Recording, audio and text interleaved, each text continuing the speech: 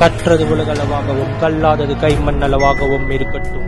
Hello everyone, எல்லாரும் எப்படி இருக்கீங்க? நல்லா இருக்கீங்களா? இன்னைக்கு நம்ம பேசுகிற டாபிக் என்ன அப்படின்னு பார்த்தீங்கன்னா, இந்த ஓப்பன் பாக்ஸ் டெலிவரி அப்படிங்கிற ஃப்ளிப்கார்ட்டில் இருக்கிற ஒரு பர்டிகுலர் ஆப்ஷனில் ஒரு மிகப்பெரிய தவறு நடந்திருக்கு. அதனால ஒரு நபர் வந்து பாதிக்கப்பட்டு இப்போ அவர் வந்து அலைஞ்சிட்டு இருக்காரு.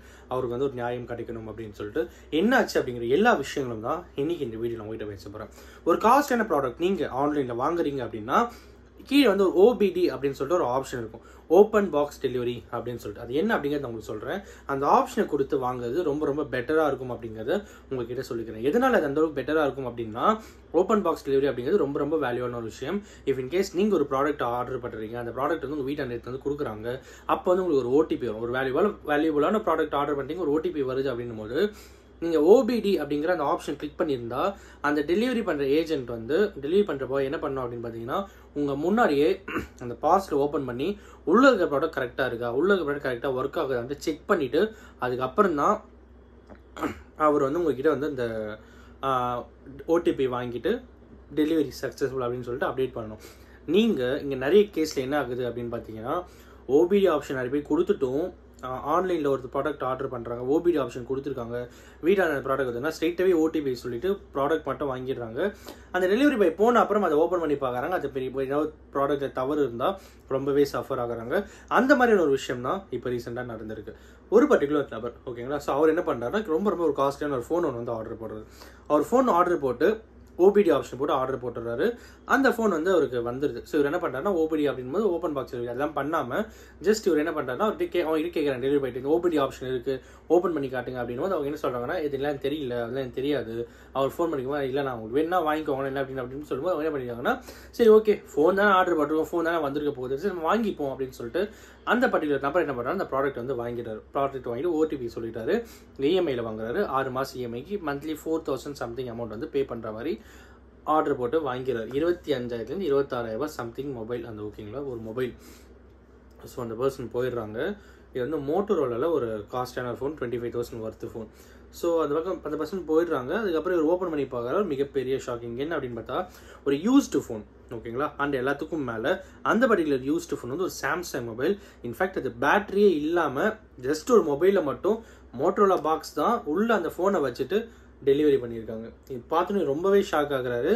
ஃபோன் பண்ணி ஃப்ளிப்கார்ட் கேட்கும்போது அவங்க என்ன சொல்கிறாங்க அப்படின்னா, நீங்கள் ஓபிடி ஆப்ஷன் கிளிக் பண்ணி தான் வாங்கியிருந்தீங்க, ஸோ இது வந்து ரிட்டர்ன் ஆப்ஷன்லாம் கிடையாது அப்படின்ற மாதிரி சொல்லிடுறாங்க.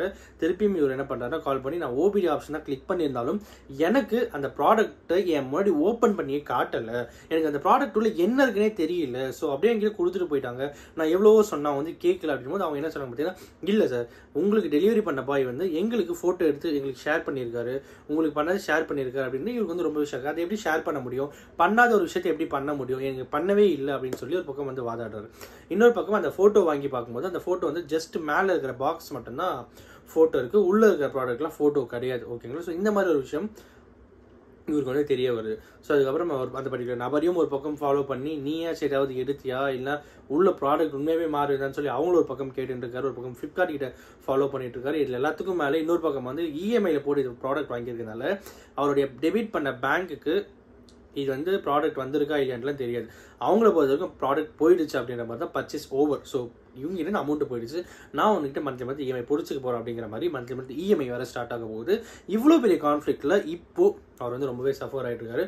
ஒரு பக்கம் மந்த்லி இஎம்ஐ பே பண்ண வேண்டிய ஒரு கட்டாயத்தில் இருக்காரு. இன்னொரு பக்கம் அவர் ஆசைப்பட்டு ஆர்டர் பண்ண ஃபோன் வராமல் வேற ஒரு டம்மி ஃபோன் மாதிரி ஒரு ஃபோன் வந்து அது ஒரு பக்கம் ட்ரபிள் அப்படிங்கிறது, ரெண்டு பக்கமும் அவர் வந்து மாட்டிட்டு இருக்காரு. இன்னைக்கு இதை தான் நான் உங்ககிட்ட பேசணும் அப்படின்னு நினச்சேன். நீங்கள் இல்லைனா உங்களுக்கு தெரிஞ்சவங்க யாராவது ஒருத்தர் ஆன்லைன் ஏதாவது ஒரு ப்ராடக்ட் ஆர்டர் பண்ணிங்கன்னா ஓபிடி ஆப்ஷன் கொடுத்து ஆர்டர் பண்ணி கேட்கலானால் தயவு செஞ்சு உங்கள் முன்னாடியே அந்த ப்ராடக்டை ஓப்பன் பண்ணி காட்ட சொல்லுங்கள். ரொம்ப ரொம்ப இம்பார்ட்டண்டான ஒரு விஷயம்.